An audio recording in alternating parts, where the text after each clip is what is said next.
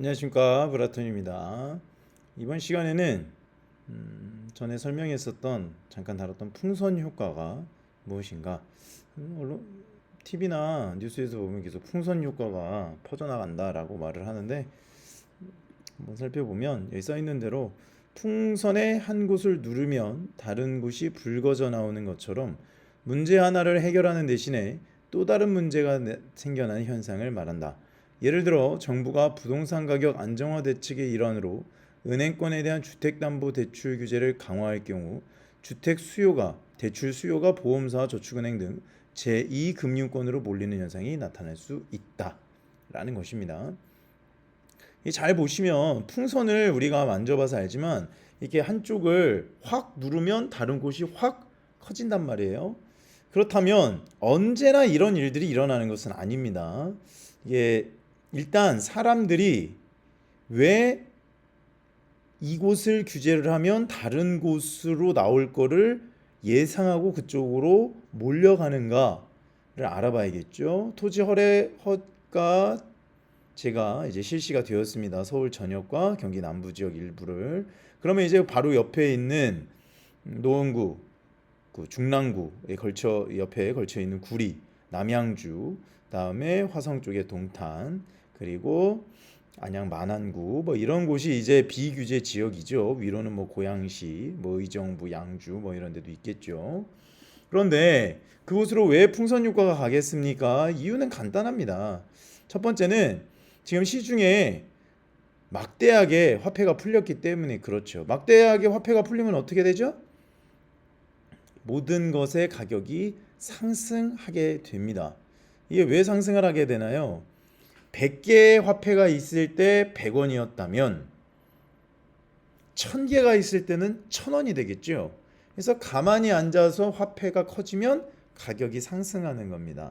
보통 국가에서 인플레이션을 유발을 시켜서 본인들의 빚을 탕감하는 효과를 누리게 되죠. 우리도 보통 이제 대출을 통하여서 집을 사거나 어떤 물건을 사잖아요. 그러면 이제 인플레이션 효과가 발생을 하게 되면 자산의 가치가 확 팽창이 되면서 그 팽창된 상태에서 빚을 바라보기 때문에 예전에는 만약에 5억짜리의 집에 1억을 빌렸으면 20%를 차지하지 않습니까? 근데 이게 2배가 올라서 10억이 됐다라고 하죠. 그럼 10억에 대해서 빚이 2억이 되는 것이 아니라 이렇게 고정돼 있잖아요. 그럼 20%이던 빚의 비율이 10%로 줄어드는 효과가 일어나게 되는 것이죠.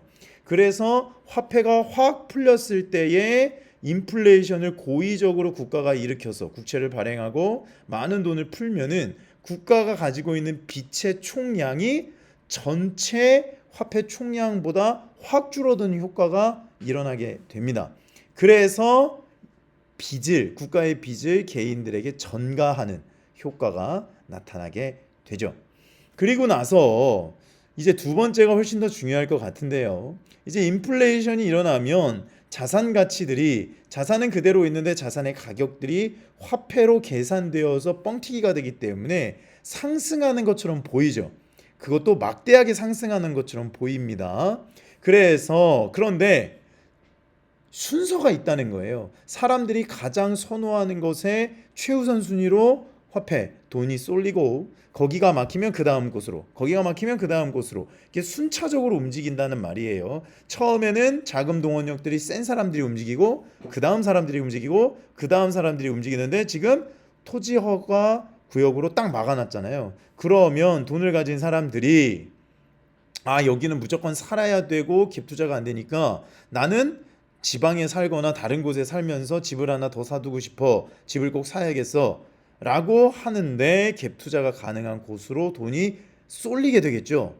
그래서 규제가 오히려 이 돈이 향하는 방향을 왜곡시켜서 틀어버리게 만든다는 거예요. 그렇기 때문에 한쪽을 누르면 한쪽이 튀어나오는 풍선 효과가 발생을 하게 되는 것입니다. 일단 유동성이 있기 때문에 풍선 안에 공기가 가득 차 있다는 걸 가정했을 때 눌렀을 때 옮겨가는 거죠. 풍선 안에 공기가 가득 차 있지도 않은데 눌러봤자 별로 효과가 없죠. 그래서 막대하게 풀린 화폐는 풍선 안에 그 꽉 차 있는 공기, 그 다음에 누르는 거는 이제 규제, 심리는 움직이는 방향을 보고 어디로 가자 라고 이야기를 하는 겁니다. 그래서 지금 벌써부터 풍선 효과가 구리나 동탄이나 남양주에서 많이 일어나고 있다고 하죠. 거기에서 멈추겠습니까? 아니죠. 그 옆으로 갑니다. 왜냐하면은 5억을 가진 사람이 있고 3억을 가진 사람이 있고 2억을 가진 사람이 있고 1억을 가진 사람이 있다면 5억을 가진 사람들이 먼저 움직여서 사게 되고, 그럼 그 다음 4억 가진 사람들이 4억을 가지고 어디 가지? 옆으로 가자. 그리고 또 옆으로 가자 이러면서 전국적으로 풍선 효과가 퍼져 나간다는 것입니다.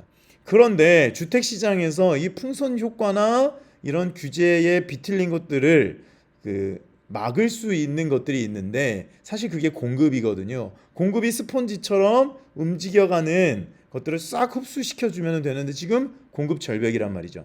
그러니까 기존에 있었던 모든 것들이 수혜를 받는 일들이 일어나게 되는 것입니다. 그래서 지금 막대하게 나라에서 지원금도 풀고 있죠. 그리고 사람들도 굉장히 많은 월급을 받고 있죠. 생각보다 월급이 높습니다. 사람들이 내가 돈이 없다고 사람들도 돈이 없다고 생각하면 안 됩니다. 그리고 모든 자산들이 지금 달리고 있잖아요. 주식도 달리고 금도 달리고 코인도 달리고. 그러니까 이제 가장 솔직히 늦게 찾아오는 것이 부동산이거든요. 그러니까 아까도 말씀드렸다시피 뭐 저런데 뭐 집값이 오르겠어? 라고 생각하는 데까지 다 오를 겁니다. 왜냐? 공급이 아예 없고 이제 금리까지 인하가 되면은 인플레이션 효과가 훨씬 더 세진다는 거예요. 그래서 여러분들 주변에 아니면 여러분들이 살고 있는 곳에 여러분들이 여력이 되신다면 반드시 지금 주택을 구입해 놓으셔야 됩니다. 안 그러면 이러다가 이미 올라버릴 대로 오른 다음에 또 기차를 놓치는 일들이 일어나게 된다는 것이죠. 그래서 지금 풍선 효과가 본격적으로 막 일어나고 있지는 않은데 점차적으로 이제 확 하고 퍼지게 될 것입니다. 그렇기 때문에 지금부터라도 이번 주말부터라도 임장 다니시고 하나하나 살펴보시면서 내가 어떤 것들을 구입할 수 있을까? 자기 여력에 맞는 상태에서 구입하셔야 이런 어마어마한 인플레이션과 어마어마하게 상승할 것이라는 심리 때문에 일어나는 이 자산 팽창기 때 벼락거지가 되지 않을 수 있습니다. 여러분들을 응원합니다. 브라톤이었습니다. 감사합니다.